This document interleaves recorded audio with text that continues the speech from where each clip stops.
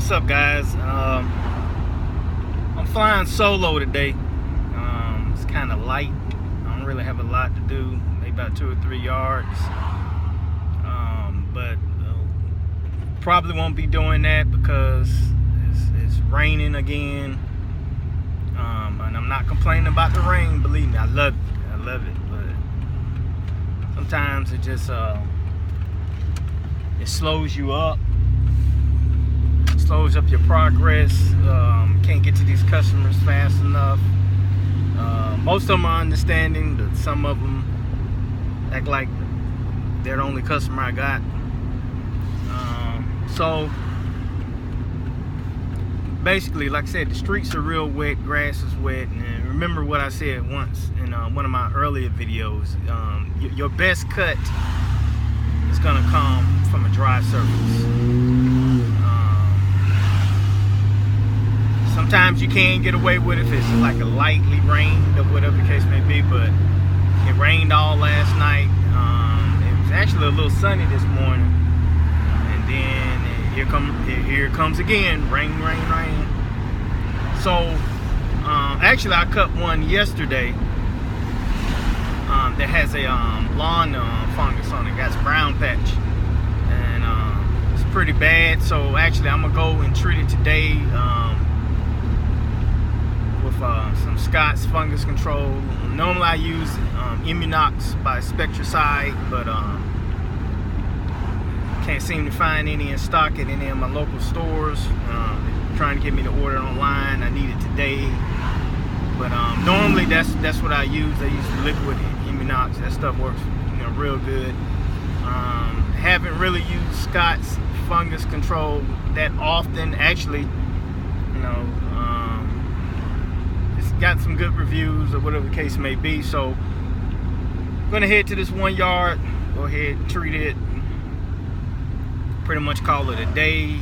For the Milo put down for the 4th of July that may be postponed because they're talking rain for the next 2-3 days. Like I said, I'm here in Georgia, and it's literally that's all we've been getting. It's the best thing for this Bermuda grass though, especially if yours is like mine, sitting on heavy clay. Yeah, and speaking of that, I know some of you guys are tuned in for the Bermuda grass tips. I had one guy ask me when is the best time to cut my Bermuda lawn, and also to fertilize it.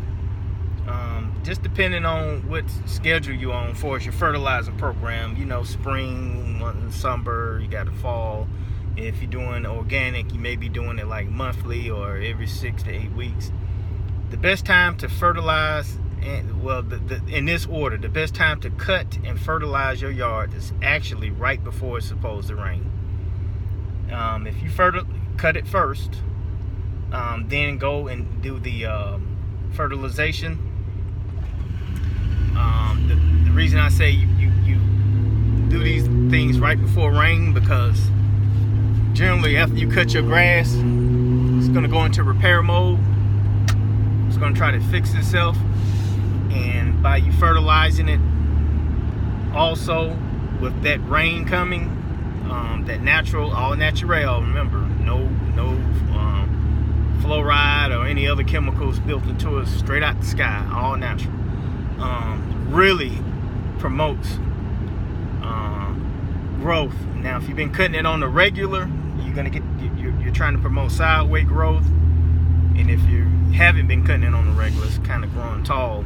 But either way, the best time to fertilize, to cut and fertilize your yard would be right before a rainstorm or the day before a rainstorm. Now as a landscaper, sometimes we cutting just all kinds of weather, super hot, super cold, whatever the case may be. But as a homeowner, the best time to actually cut it will probably be later in the evening. You don't want to cut your grass when you got a lot of dew on it, because you're not going to get the best cut.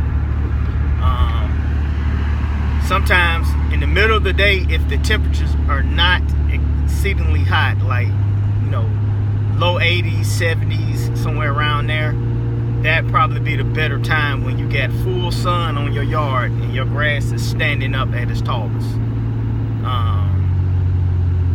The more the center of the sun on your yard, the taller your grasses will actually stand up if it's dry. Because most plants, you know, reach towards the sun when it's growing, and the grass is no different. So let me head out to this house, and we're gonna go ahead and put down some fungus control. And her yard is pretty bad. Hopefully when I get there, I'll let you see. Okay guys, you can see lawn fungus. Pretty bad in this yard. Pretty bad. A lot of folks are asking, you know, how do you get lawn fungus? Well, that's generally just because you're getting that rain, humid nights, and we've been getting a lot of it. A lot of it here in Georgia. So I'm about to apply some stuff on it. Hope to try to get it under control. Bring that green back. Show you what I got.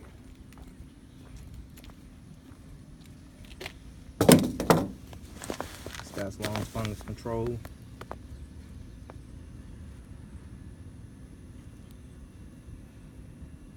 So we're gonna go ahead and put this down, and we'll check back on in a couple of weeks, and we'll see what's up. Okay guys, and that's pretty much it. You know, it's no brainer. You can see I use my Scott's Wiz handheld spreader. No need to bring out a big boy one. It's just a little small yard. Like I said, we'll check back on this yard and get a couple of days of rain or whatever. I'll come back in a week or so, just check on it and make sure.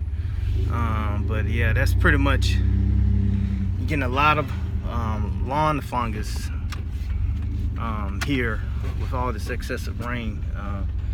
Bermuda grass is, you know, it's acceptable to it also. You know, the good thing about it is that you know, even with that lawn fungus,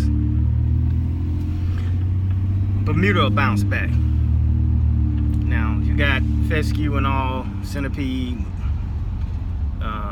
even zoysia. Even though it's resilient, it's real slow at recovery. Don't panic if you got it. Just go out and get you some kind of fungus control. Like I said, I recommend Spectracide Immunox. That's really good. If you can't find that, you can always get Scott's. The granule kind is fine. The advantage of getting granule over liquid is granule generally will cover a tad bit more square feet, maybe a couple more thousand, than a bottle of liquid fungus control. So once again, thanks for tuning in. Make sure you subscribe. I need you to like, share this, and I'll get back with you, and I'll see you soon.